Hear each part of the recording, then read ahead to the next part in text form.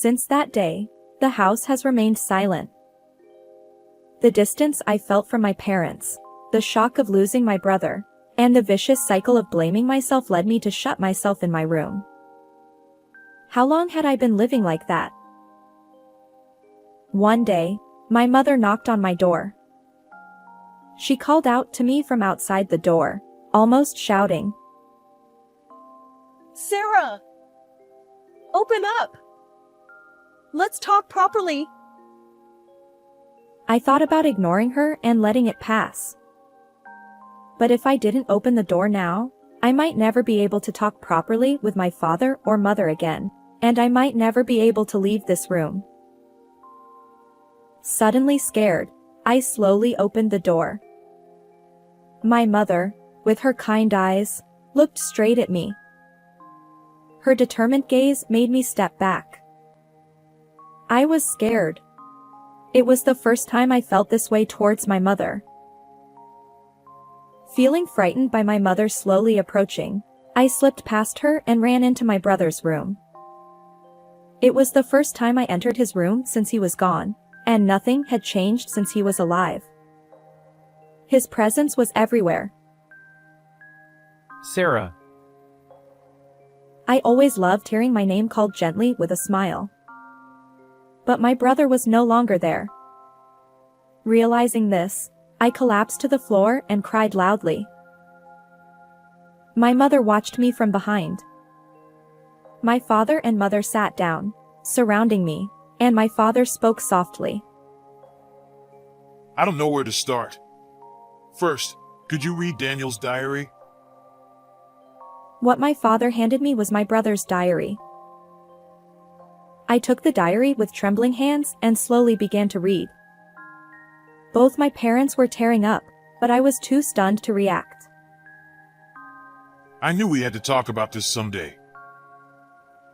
My father murmured apologetically.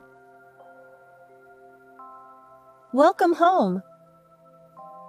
My mother greeted me as I returned home, exhausted from a hard day's work. "You look tired today as well." She said this while making my favorite decaffeinated coffee. My father had been awake until a little while ago, but he decided to go to bed early for tomorrow. Well, that makes sense. I looked at the clock and saw it was already past 11 p.m. "Thank you, Mom." Seeing me drink the coffee, my mother also headed to her bedroom. I am Sarah, 39 years old. There is a reason why I am still living with my parents at this age without getting married. I am a surgeon at a general hospital near the station. Sometimes I get called in the middle of the night, and there are times when I can't come home at all. One reason I haven't met a man who can support me through such a demanding job is because of this, but that's not the only reason. When I turned 30, I started to worry about what people would think if I continued living at home, so I considered living alone, but my parents opposed it. You might think they are being overprotective, but that's not the case. I am completely incapable of doing housework. Cleaning, laundry, cooking. I'm bad at all of them. I have the intention to do them, but they just don't go well. Knowing this, my parents probably opposed me living alone because they could foresee the disastrous state my place would become. My mother often jokes, "I feel like mushrooms might start growing in your room someday." and I can't argue with her. If I had moved out, I probably wouldn't be able to calmly drink coffee like this and would have collapsed at the cluttered entrance. I am truly grateful. As I passed by my parents' room, I expressed my gratitude in my heart and sank into my fluffy bed. The next morning, I headed to the living room after waking up. I had taken the day off, so I shouldn't receive any calls except for emergencies. Even so, I never let go of my phone because you never know what might happen. My parents were already awake and had finished breakfast early. Good morning, Sarah. You were late last night. Are you okay? I could tell he was gently concerned about me. I'm fine. I sat down next to him and glanced at the newspaper. Seeing me, my father murmured.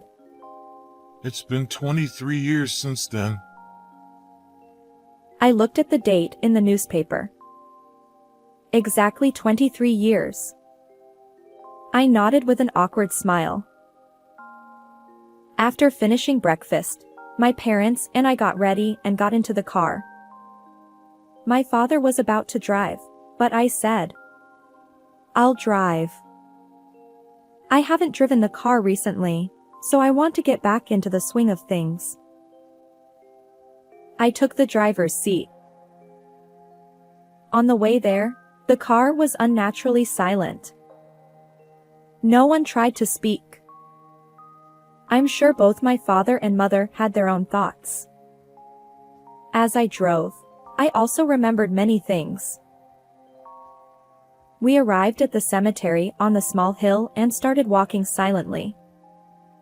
We reached a grave, cleaned it, and prayed together. Finally, my mother spoke.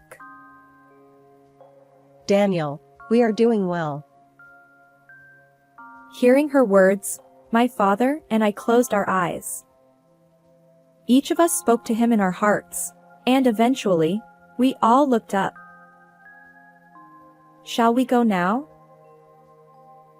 I called out to my parents, who seemed like they would stand there until sunset if I didn't say something. Watching their backs as they headed to the parking lot, I spoke to the grave. I'll come again, Daniel. And with that, we left the cemetery. We decided to have a meal before heading home and entered a nearby restaurant.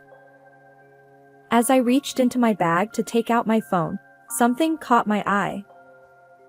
It was something my brother had bought for me when he was still alive, after I had begged him for it. As I held it and reminisced, my father spoke to me with concern. I'm fine. I was just remembering, I said with a smile. My parents are very kind to me. Even though I'm old enough to be called an aunt, they still worry about me. I hardly remember ever being scolded. More than my parents, it was my brother Daniel who showered me with love. When I was little, he always held my hand when we walked, until I was embarrassed and refused. Whenever I went out with friends, he would tell me to be careful of cars and not to follow strangers. I often thought he was worrying too much. But I was happy. I felt loved and cherished. And I loved Daniel just as much. Whenever I heard stories of sibling fights from my friends, I wondered why they fought, because we got along so well. But I also felt a bit strange about it. No matter how selfish I was, my parents and Daniel would always listen with a smile. Why was I so cherished? I would understand that much later. When I entered high school, I had to commute by train instead of walking. Daniel's worry seemed to intensify even more. Take this. He handed me a personal alarm so I could call for help if needed, and I couldn't help but laugh. I'm not a kid. Besides, if this goes off on the train, it would be a nuisance. Seeing me laugh, Daniel looked a bit sad. I appreciated his concern, so I said, I'll keep it as a charm because it has your feelings in it. When I put the alarm in my bag, his expression changed to one of relief. He would also ask in detail where I had been and with whom if I came home a little late.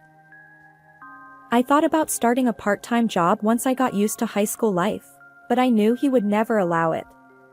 That was something that troubled me. One day, A friend I had become close with in my class asked me if I didn't have a cell phone. Actually, I had been thinking of starting a part-time job to get a cell phone contract, but there was an issue with Daniel. At that time, almost everyone in the class had one, and it was an essential item for communication. How could I get one? While I was thinking about that, Daniel muttered, It's good that you're making more friends in high school, but it's worrying not knowing where you are or what you're doing. The moment I heard those words, I had an idea. Then, why don't you buy me a cell phone? I thought it might be too selfish, but it was a gamble.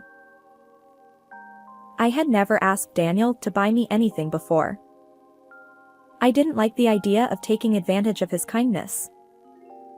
I was even a little surprised at myself for saying it. Huh?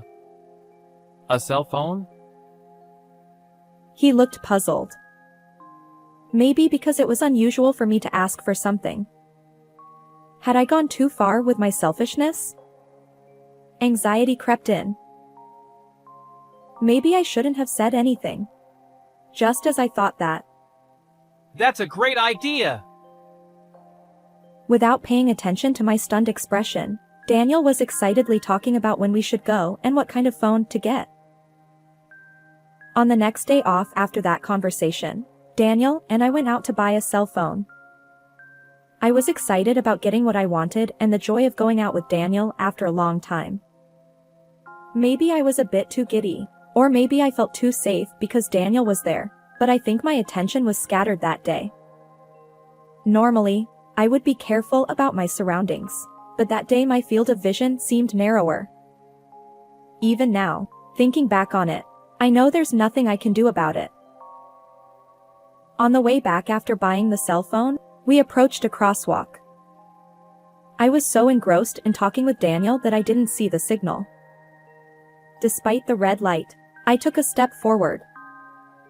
At that moment, Watch out! Daniel shouted and pulled my arm. You really need to pay attention to the signals. He was furious. I had never been scolded by Daniel before, and seeing him angry for the first time, I was too shocked to speak. Noticing my open-mouthed, stunned expression, Daniel returned to his usual gentle tone. Sorry for shouting. No! I should have watched the signal. Thank you, Daniel. He must have spoken louder than he thought. Daniel looked flustered, but when I turned to face him, he let out a big sigh. I'm sorry. Seeing Daniel looking so apologetic with his shoulders hunched, I felt a warm sensation in my chest. My dear brother. I'm not a child anymore. I decided to become a sister who could walk alongside him, not just someone he worried about. While I was thinking that, the signal turned green. Oh, it's green now.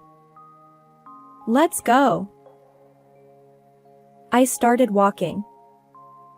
But before I could cross, something pushed me from behind. Ouch! As I fell forward and slowly turned around, I saw Daniel lying on the ground. What happened? People around us were in a commotion. The person in the car that had stopped near Daniel was frozen with a shocked expression. Daniel, lying on the crosswalk, wasn't moving at all. The road quickly became stained with blood, and I was led to a safe place by the people around me. Daniel! I called out to him repeatedly, but it seemed he couldn't hear me. Daniel! I wanted to rush over and check if he was okay, but my legs wouldn't move. Daniel!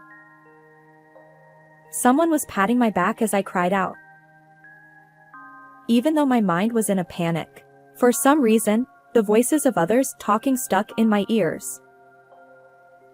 He had amazing reflexes. It's good he saved his sister, but I didn't want to hear such things.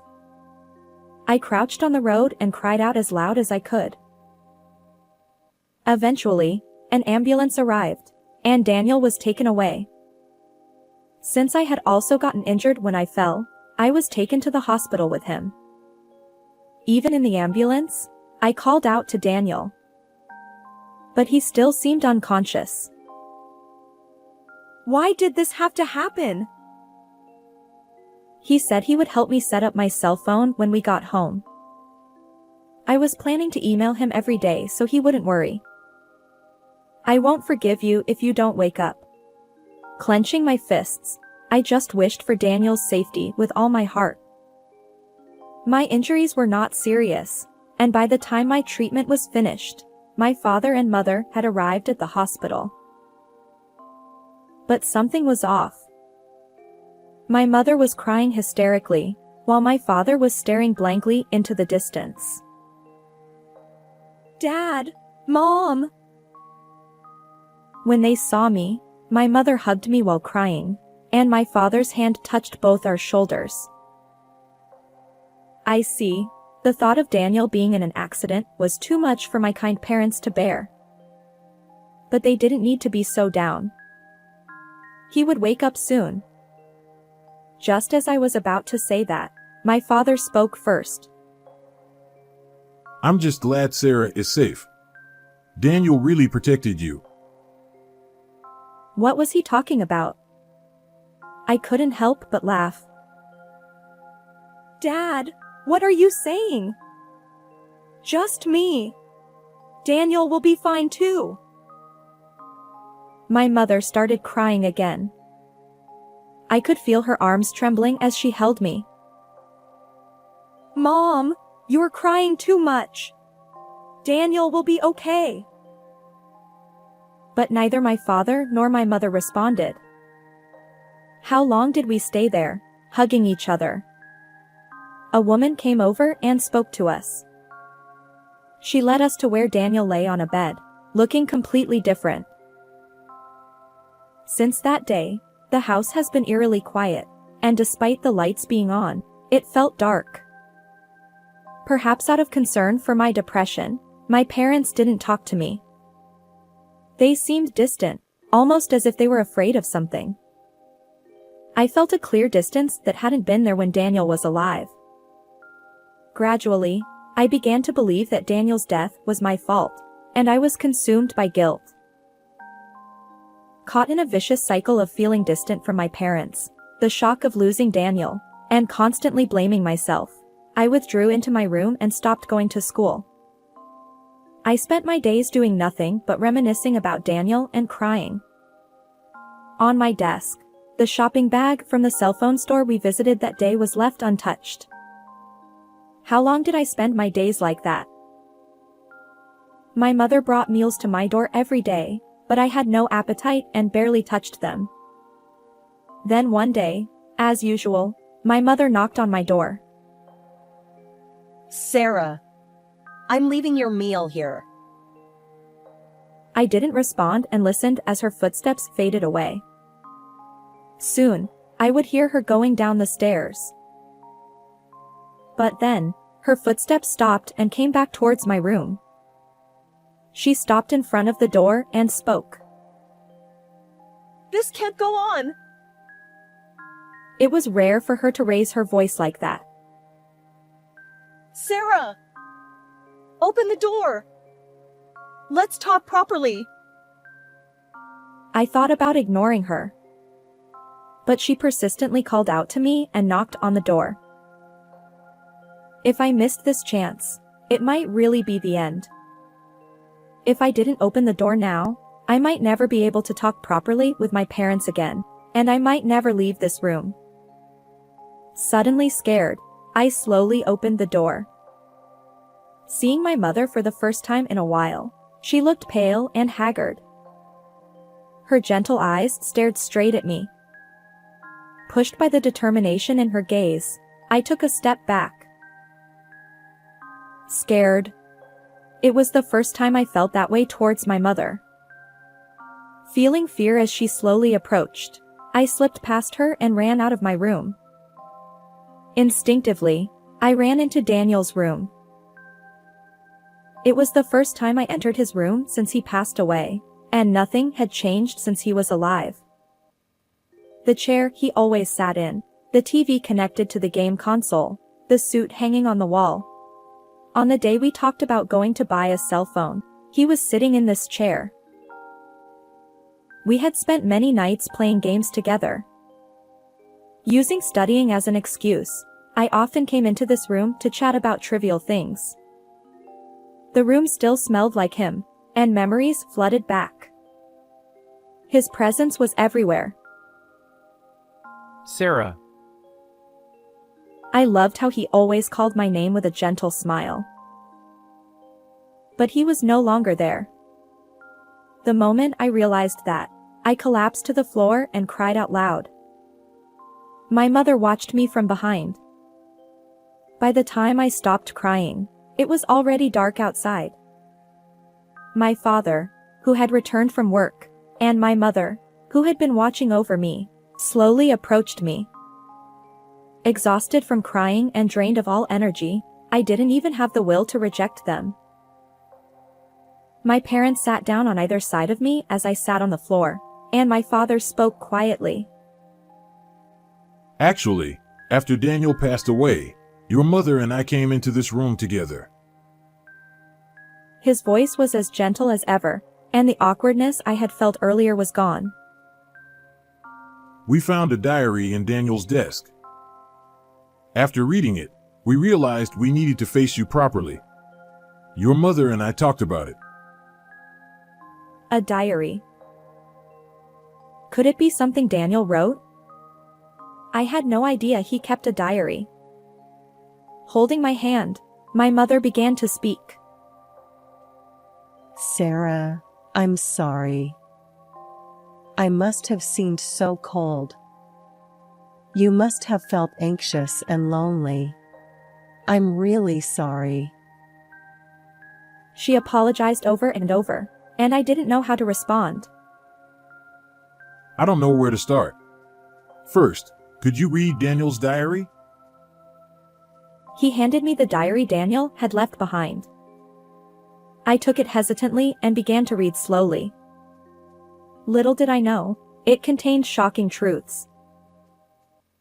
There was once a girl named Leah in this family. The diary began by describing how the four of them lived happily together. Leah and Daniel were very close, and he adored her. One day, Daniel and Leah went to the park together. It was a 3-minute walk from home. The park where Daniel, a grade schooler, always played with his friends. Although my parents were a bit worried, they let them go because it was a familiar park. They told them to be careful and not to come home late. But a few minutes later, Daniel came back alone. He looked pale and couldn't speak properly, so my mother sensed something was wrong and rushed outside. On the way to the park, she saw a car stopped on the road. A man, presumably the driver, was on the phone, looking flustered. When she reached the front of the car, she saw Leah lying there in a terrible state. I instinctively closed the diary. Even though I had cried so much already, tears still streamed down my face. My mother silently patted my back, and once I calmed down a bit, I continued reading. After losing Leah, the atmosphere in the family changed drastically. My parents blamed themselves for letting the children go to the park alone. Daniel felt guilty for being unable to do anything as he watched his sister get hit by a car. His depression was more severe than anyone else's, and he began to refuse to go outside. It became difficult for him to attend school, and my parents, feeling they couldn't go on like this, decided to adopt a child. Do you think it was a naive idea? But it was the only thing we could do. I remembered how I once begged my mother for a younger sibling, but she gently refused. I later learned that my mother had had a hysterectomy. Come to think of it, the diary hadn't mentioned me yet. There were no more children that could be born from my mother, so they chose to adopt. With a strangely pounding heart, I continued reading, only to be met with another shock. The child they adopted was a baby girl. Her name was Sarah. What? Me?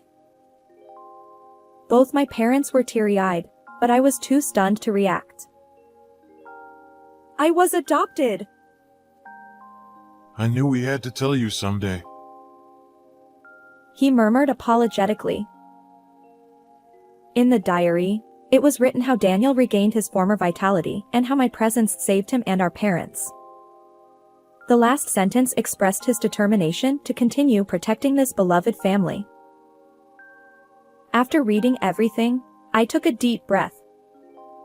I couldn't believe I was adopted, but more than that, I couldn't bear the fact that my parents had lost both of their biological children in accidents. I began to understand why I had been treated with such exceptional care. After a moment of silence, my father began to speak. As it was written in the diary, Daniel risked his life to protect you, Sarah. The small life he couldn't save that day. To never repeat the same mistake, he protected my life with his own. Even though we weren't related by blood. Tears welled up in my eyes again. Even if he did that, my parents are still cold to me. Did my unspoken sobs convey these feelings? This time, my mother spoke to me. Sarah. It's not that your father and I don't love you. My father nodded repeatedly. We lost 2 children, and we were so scared of losing you too. I can't understand the feelings of parents who have lost their beloved children. But the deeper the love, the greater the pain must be. We love you, Sarah, and you are very precious to us. Please understand that. Listening to them, it seemed that their fear of losing me overshadowed their love, making them unsure of how to interact with me. How could I know that if you didn't tell me? I spoke emotionally. After Daniel was gone, you both seemed so distant. I poured out all the feelings that had been bottled up in my heart. I was lonely. I confessed how I blamed myself for Daniel's death and how their attitude made me feel anxious, lonely, and sad. My mother hugged me. Then my father hugged us both. As we embraced, we cried together. Eventually, we lifted our heads, and my mother spoke. Sarah, we may be unreliable, but can we start over slowly, as an irreplaceable family? I squeezed my mother's hand and nodded firmly. Because to me, you both are my real family. Thank you. Thank you. As we looked at each other, I suddenly felt embarrassed and made a request to my mother. After crying so much, I'm hungry. Mom, can you cook? I'll help. And so, our family gathered around the dining table for the first time in a long while. The next day, I got ready to go to school. I checked my uniform and hairstyle for any disarray and made sure I hadn't forgotten anything, over and over again. Then, I put the cell phone, which Daniel had bought for me, into my bag. It had a strap attached to it that we had picked out together at a shop on the same day. It sparkled brightly, as if illuminating my future. After having breakfast, I finished getting ready to leave. But suddenly, I was overcome with anxiety and looked at my parents, who were watching over me from behind. It had been 2 months since I stopped going to school. Would I be able to fit in with my class now? Sensing my anxiety, my parents each took one of my hands. It's okay. I have a place to come back to. I have a family waiting for me. With determination, I stepped outside the house. I never imagined you would become such a fine doctor. Even though you can't clean or cook at all. As we ate, the time passed peacefully. I became a doctor because I wanted to save as many victims of accidents like Daniel's as possible. After returning to school, I studied tirelessly, even sacrificing sleep, and eventually decided to go to medical school. Of course, there were many twists and turns along the way. But the presence of Daniel, who continued to live on in our hearts, supported me many times. The next morning, I packed my usual work tools into my bag. When I opened my bag again to check if I had forgotten anything, I saw the strap shining brightly. I had cherished it since that day.